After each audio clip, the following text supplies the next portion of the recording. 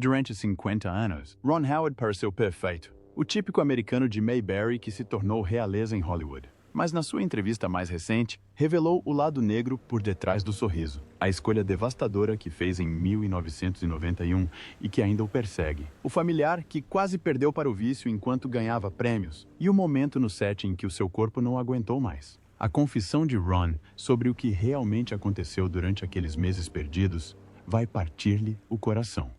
Ronald William Howard nasceu a 1 de março de 1954 em Duncan, Oklahoma, e desde o momento em que abriu os olhos, o ambiente já falava em diálogo. O seu pai, Rance Howard, adotou Howard como nome artístico em 1948, antes de se alistar na Força Aérea. A sua mãe, Jane Spiegel, formou-se em representação e casou com Rance em 1949, em Winchester, Kentucky. Quando Ron nasceu, Rance ainda estava no ativo, conciliando a vida militar com os sonhos de se tornar ator. Mas mesmo antes de aprender a falar, Ron já estava no ecrã. Com apenas 18 meses de idade, estreou-se no cinema num western chamado Frontier Woman, filmado entre o final de 1955 e o início de 1956. Aquele set de filmagens não foi apenas o seu primeiro emprego, foi o início de uma vida onde a infância e as câmeras se misturavam. Enquanto outras crianças aprendiam a andar, Ron aprendia onde se posicionar sob as luzes. Com a chegada da televisão ao oeste, os Howard fizeram as malas e deixaram o Oklahoma para trás. Rance levou a família diretamente para a Califórnia, não em busca de sol, mas de proximidade. Não estava atrás do glamour. Estava a apostar tudo em estar perto do novo centro da TV. Ron era apenas uma criança pequena, mas esta mudança colocou-o ao lado de produtores, argumentistas e sets de filmagem antes mesmo de ver uma secretária escolar. Já trabalhava no Playhouse 90 mesmo antes de entrar para a escola primária, quando o seu irmão Clint nasceu, a 20 de abril de 1959. Em Burbank, o plano da família estava a resultar. Os ganhos eram geridos internamente, sem intermediários de estúdio, sem pessoas de fora. Apenas um pai que equilibrava cuidadosamente os seus próprios papéis de ator com o de ser o único responsável pelo apoio do filho. Rance aceitou mais de 140 trabalhos no cinema e 177 participações na TV, não para procurar a fama, mas para se manter próximo do mundo de Ron e manter as coisas a funcionar. Depois, chegou o dia 3 de outubro de 1960. Ron tinha 6 anos. Nessa noite, a América conheceu Opie Taylor pela primeira vez no programa The Andy Griffith Show. No papel, Ron era apenas mais um ator infantil creditado como Ronnie Howard. Mas a ligação era diferente. No set de filmagens, algo mais profundo aconteceu. Rance não deixou apenas o filho ali. Desafiou os argumentistas. Após uma leitura inicial do guião, disse aos produtores que as cenas entre pai e filho pareciam falsas. Andy Griffith ouviu. Selaram algo real com um aperto de mão. A relação entre Andy e Opie espelhava a de Ron e Rance. Aquele aperto de mão construiu a alma do programa. Ao longo dos anos, Rance chegou a fazer participações especiais 5 vezes, mantendo-se próximo enquanto Ron lidava com guiões e agendas que a maioria dos adultos não aguentaria. Durante 8 temporadas, até 1968, Ron não só cresceu, viveu uma infância televisiva moldada pelo amor, pelo trabalho e pelas expectativas da vida adulta, envolta em histórias de uma pequena cidade. A sua casa em Burbank não era um palácio de estrelas. Ron frequentou a escola primária Robert Louis Stevenson, depois a escola secundária David Starr, Jordan, mais tarde a escola secundária John Burroughs. A família comia bola de carne e palitos de peixe e poupava dinheiro como atores que sabiam que tudo podia acabar amanhã. Os guiões estavam empilhados perto da mesa de jantar, mas Rance e Jean mantinham as regras. Sem tutores contratados, sem o caos dos pais de palco. Ron praticava desporto na liga infantil do parque quando não estava a decorar falas. Clint também entrou para a indústria, construindo discretamente uma carreira com mais de 200 créditos como ator. Eram irmãos, mas também colegas de trabalho, aprendendo desde cedo o que significava picar o ponto com as câmeras. A forma de trabalhar do Ron não vinha do instinto de estrela infantil, vinha do treino. Rance ensinou a ouvir, a fazer pausas, a responder como uma pessoa, não como um ator. Quando Ron conseguiu o papel de Opie, foi porque não agiu como um ator infantil. Ele simplesmente atuou. O produtor Sheldon Leonard percebeu imediatamente. Disse que o Ron não tentou ser engraçadinho. Ele apenas disse a verdade. Foi isso que Rance lhe ensinou. Seja sincero. Não fofinho. Mesmo aos 6 anos, isso já era evidente. O salário inicial de Ron era de algumas centenas de dólares por episódio, mas aumentou à medida que o programa se tornou um sucesso. Ainda estava a perder os dentes de leite quando os fãs o pararam em Burbank a pedir autógrafos. Mas, enquanto o seu rosto aparecia no ecrã, a sua infância estava silenciosamente a desvanecer-se.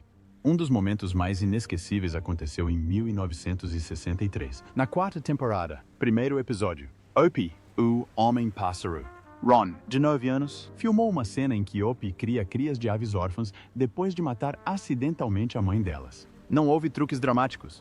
Simplesmente ficou ali parado, a respirar, a piscar, deixando a emoção genuína tomar conta. O realizador Bob Sweeney quase não teve de repetir a cena. Andy Griffith disse que foi um timing perfeito para um adulto. O Ron usava a substituição. Se a cena exigia tristeza, pensava em algo que realmente doesse. Depois, deixava passar quando a câmera parava. Não era apenas talento. Era um comando que a maioria das crianças nunca tem. Mas mesmo com amor no set de filmagens, Ron sentia-se sozinho. Chamou aqueles anos uma gaiola dourada, segura, mas selada. No set de filmagens, tinha uma pequena sala de aula perto do estúdio 40 da Dicilo. Em Cahuenga, a lei da Califórnia determinava 3 horas de aulas, num total de 8 horas por dia. Uma assistente social vivia perto, mas Ron não tinha colegas de turma a sério. Fazia matemática enquanto os assistentes de palco carregavam os carrinhos. Ao almoço, sentava-se com o pai ou com o responsável pelos adereços. O Andy tocava guitarra. Don Knotts cantava piadas inocentes. Tentavam fazer com que tudo parecesse normal, mas Ron sentia falta dos jogos de beisebol amadores e dos passeios de bicicleta pelo bairro. Não reclamou, mas sentiu. Em 1962, o músico trouxe um novo tipo de pressão. Tinha 8 anos e foi escolhido para o papel de Winthrop Peru num musical de grande orçamento. Ele era totalmente desafinado. Tinha 2 pés esquerdos. O maestro Ray Heindorf passou horas a orientá-lo na música Gary, Indiana. Durante a apresentação de Sapateado, Ron entrou em pânico e sussurrou a Shirley Jones. Não consigo. Shirley? Não consigo. Ela ajudou-a a acalmar-se. A equipe de filmagem mostrou-o apenas da altura dos joelhos para cima e adicionou sons de batidas posteriormente, mas funcionou. A sua tímida e doce interpretação ajudou a tornar o filme num dos maiores sucessos de 1962. O que ninguém viu foi o quanto ele lutou nos bastidores. Entre as gravações, Ron decorava não só as suas falas, mas também as de Shirley Jones. Brincava com bonecos e encenava cenas inteiras, dirigindo atores em miniatura através das suas marcações e falas. Para os outros, parecia uma brincadeira.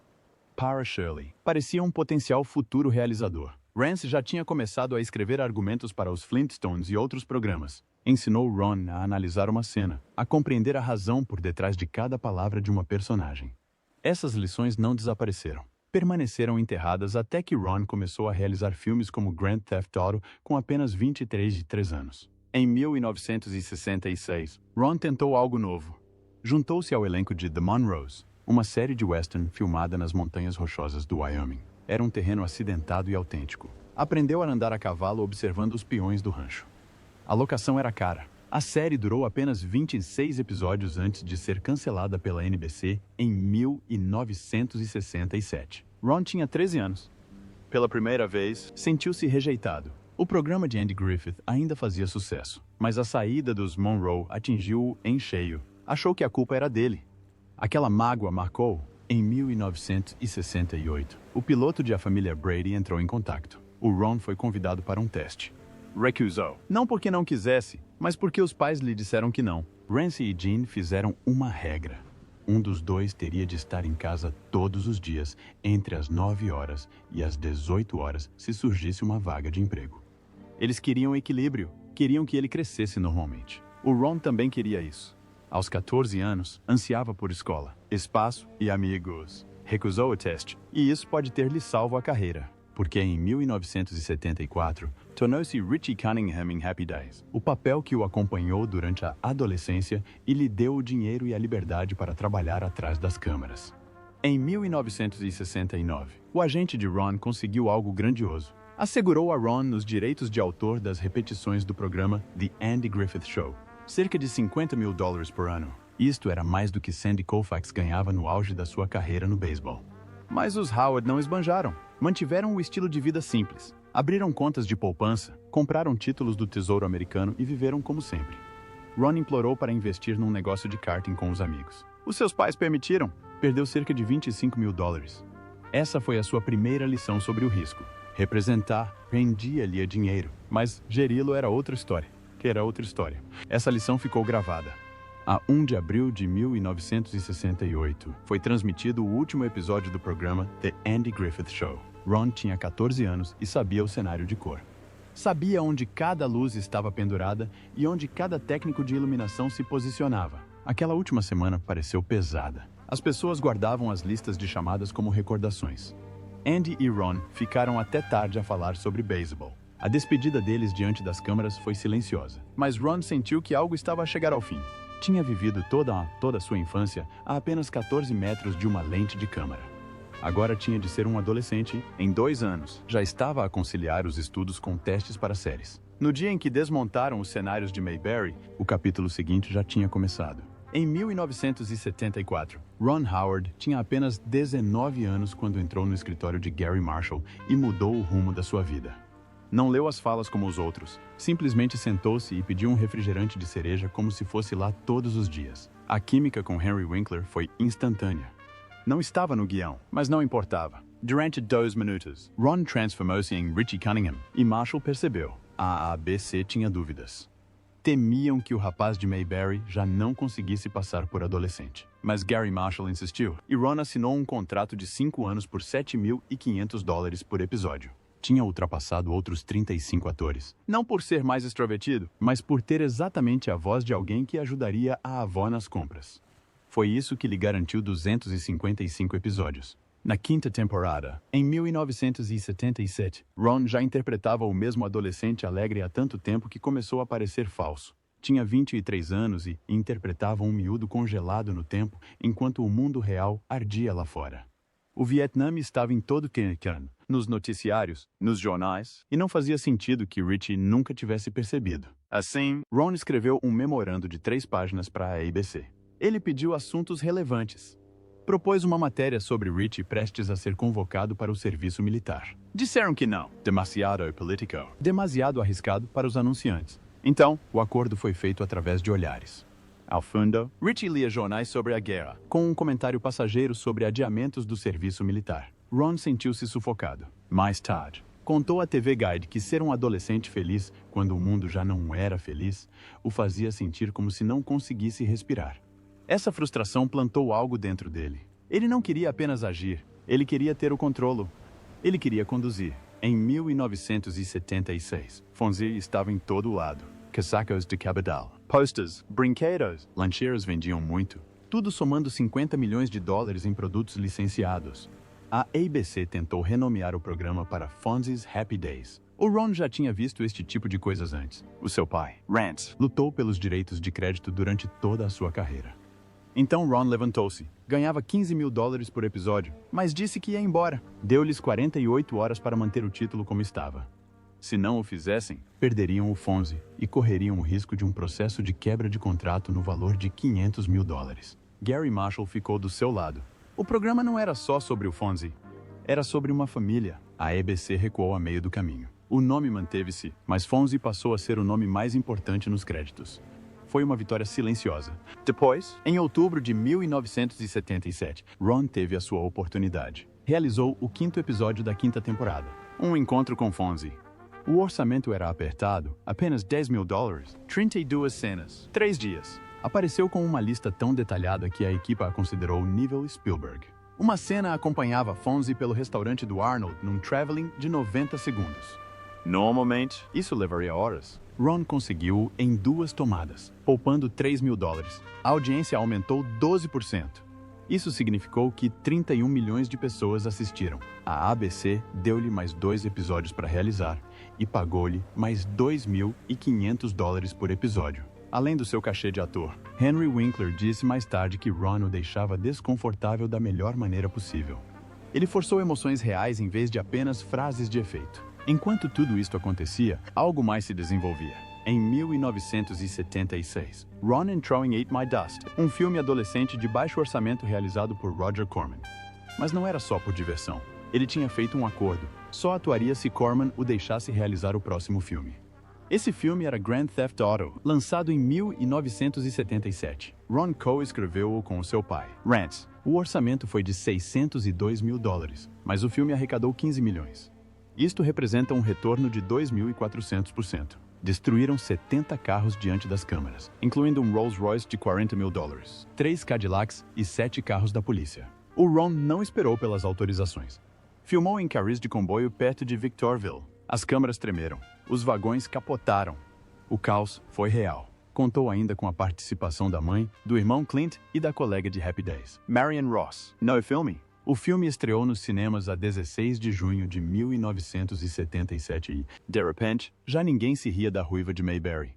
Ron tinha apenas 21 anos quando se casou com Cheryl Alley, a 7 de junho de 1975. Eram namorados desde o liceu. Ele pediu-a em casamento num sofá na casa dos seus pais.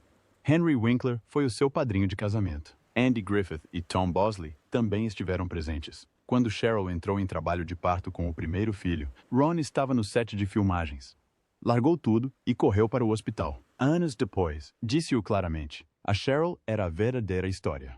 Ela sempre fora assim. Enquanto ele filmava, escrevia e realizava. Era ela quem mantinha tudo a funcionar. Em 1982, Ron deu um salto como Night Shift, uma comédia negra passada num necrotério. A história era insana. 2 tipos comandavam uma rede de prostituição num necrotério de Nova York. Era protagonizada por Henry Winkler e marcou a estreia de Michael Keaton no seu primeiro grande papel. O orçamento foi de 8 milhões de dólares. Arrecadou 21 milhões. Keaton gravava ideias num gravador, dançava com um Walkman e gritava: "Este país é incrível, não é?" O público de teste achou o filme demasiado obsceno. A MPAA ficou nervosa, mas resultou. Winkler recebeu uma nomeação para o Globo de Ouro. Keaton explodiu no panorama cinematográfico. O filme foi ousado e provou que Ron era capaz de fazer filmes de estúdio que não se limitavam ao convencional. Depois veio o Splash. Em 1984, Ron dirigiu Tom Hanks e Daryl Hannah numa história de amor entre um homem e uma sereia. Foi o primeiro grande lançamento da Disney. Orçamento, entre 8 e 11 milhões de dólares. Bilheteira, 69,8 milhões de dólares. A cauda de sereia pesava 16 quilos e demorava horas a ser colocada. Daryl Hannah filmou sozinha todas as cenas subaquáticas. Sem duplo, ela nadava melhor que os profissionais. Ron e o produtor Brian Grazer ficaram surpreendidos. Inicialmente, o filme tinha um final triste. Madison regressa ao oceano. Alan permanece em terra firme, mas durante as exibições de teste, todas as esposas na sala odiaram. Então mudaram. Alan mergulha atrás dela. O amor vence. A crítica aprovou. Obteve 91% de aprovação no Rotten Tomatoes. Foi nomeado ao Oscar. Tom Hanks tornou-se uma estrela. E para Ron foi a confirmação. Ele não era apenas bom, ele podia liderar as bilheteiras. Após o sucesso de Splash, Ron e Brian Grazer co-fundaram a Imagine Entertainment em novembro de 1985, desde o início que o projeto era sério. Fundiram as suas empresas e abriram o capital da Imagine no ano seguinte. A TriStar Pictures fechou um acordo. O mesmo fizeram a Showtime e o Movie Channel. As suas primeiras ofertas foram filmes para a TV, filmes para o cinema e, eventualmente, programas como Sports Night. Os seus escritórios em Century City foram alvo de uma renovação de 4,5 milhões de dólares em 1998. As pessoas comentavam em voz baixa os gastos, mas os números falavam mais alto. Mais de 43 nomeações para os Oscars e 198 Emmys ao longo de décadas. Imagine se os filmes arrecadassem mais de 15 mil milhões de dólares em todo o mundo. Em 1995, a Apollo 13 mudou tudo novamente. Ron dirigiu o projeto com um orçamento de 52 milhões de dólares. Compraram painéis de controle de missão da NASA, alguns por apenas $1, provenientes de excedentes do governo. Filmaram 612 cenas de gravidade zero a bordo do Vomit Comet, cada uma com a duração de 23 segundos. Isto significou 10 dias de voos parabólicos. A cena da explosão com Ed Harris teve de ser filmada 12 vezes. Custou 340 mil dólares. Um teste correu mal e queimou as sobrancelhas de Harris. Ron recusou-se a fingir. As posições dos interruptores, a conversa pelo rádio, cada luz a piscar, tudo tinha de estar certo. O filme arrecadou 355 milhões de dólares em todo o mundo. Foi nomeado para 9 Oscars. E ganhou 2. Mas chegar lá quase o matou. O Ron trabalhou 18 horas por dia durante 90 dias seguidos. Assistiu a reuniões da NASA, viu todas as filmagens e liderou os ensaios noturnos. Ao 90º dia, desmaiou. Desidratação. Hipertensão. O set ficou em silêncio. A produção foi interrompida durante 36 horas. Quando regressou, a equipe usava t-shirts com a inscrição Controlo da Missão. Já não era apenas um filme. Era a prova. Ron tinha enterrado Opie Taylor. Ele não tinha de provar isso novamente. Então cometeu um erro. O EDTV, lançado em 1999, custou 80 milhões de dólares. Arrecadou apenas 50 milhões de dólares no total. Ron recusou o papel em Náufrago para fazer este filme. Foi lançado um mês depois de O Show de Truman, que contava a mesma história, mas de forma melhor. Os críticos disseram que parecia um alerta sobre os mídia, ao mesmo tempo que fazia parte do problema. Isto custou à Imagine 30 milhões de dólares em prejuízos. Mas Ron aprendeu, ouviu e seguiu em frente. Em 1999, a Imagine tinha 23 projetos em desenvolvimento. A Universal financiou 6 filmes por ano, cada um com um limite de 60 milhões de dólares. Ron não conduziu todos, mas o seu nome estava em todos. Os escritórios estavam movimentados. A equipe tinha crescido para 140 pessoas. A sua produção só na década de 1990 gerou 2,3 mil milhões de dólares. Em 2001, Ron Howard assumiu a realização de Uma Mente Brilhante com um orçamento de 58 milhões de dólares e uma proposta diferente em mente. Ele queria que o público sentisse o que John Nash sentia, não através de efeitos vertiginosos ou filtros estranhos, mas através do silêncio, através da confiança. Filmou as alucinações de Nash sem pistas visuais, sem cortes bruscos, sem aviso prévio. As personagens Charles Herman e William Pacha pareciam reais porque, para Nash, eram. E Ron queria que os espectadores descobrissem a verdade ao mesmo tempo que Nash. A maioria das cenas foi filmada por ordem cronológica, com 90% do filme a desenrolar-se exatamente como Nash o viveu. Ron regressou a Princeton 3 vezes para garantir a precisão.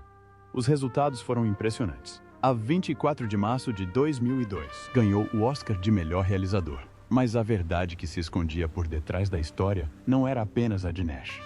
Era também de Ron, porque por detrás das configurações premiadas e da edição impecável, havia fragmentos da sua própria vida espalhados por décadas de cinema. Arrependimento, pressão, família e uma dor silenciosa. Uma Mente Brilhante foi um sucesso, mas não escapou às críticas. Os críticos atacaram as omissões. Perceberam as partes que faltavam na história de Nash. Os casos extraconjugais, o filho abandonado em 1953, a prisão em 1954 que lhe custou a autorização de segurança. Os matemáticos criticaram a explicação simplificada do equilíbrio de Nash, mas nada disso impediu o filme de arrecadar mais de 313 milhões de dólares em todo o mundo. Ganhou 4 Oscars. Ron provou que uma história ainda podia conquistar corações, mesmo quando suavizava as arestas da realidade. Apenas 5 anos depois, Ron enfrentava um tipo de caos muito diferente. Em 2006, realizou O Código da Vinci com um orçamento de 125 milhões de dólares, com Tom Hanks no papel de Robert Langdon. Mas a Igreja Católica não o recebeu bem. A Basílica de Saint-Sulpice, em Paris, e a Abadia de Westminster, em Londres, fecharam as suas portas. A equipe de Ron teve de recriar igrejas inteiras digitalmente, e mesmo isso não correu bem. Em Saint-Sulpice, as coordenadas virtuais estavam erradas por centímetros e nada correspondia às expectativas do compositor. As cenas de Westminster tiveram de ser filmadas nas catedrais de Lincoln e Winchester. Lincoln cobrou 100 mil dólares e permitiu as filmagens de 15 a 19 de agosto de 2005. O Louvre concedeu a permissão, mas apenas à noite. Como não havia iluminação na Mona Lisa, foi necessário criar 5 réplicas para conseguir a cena.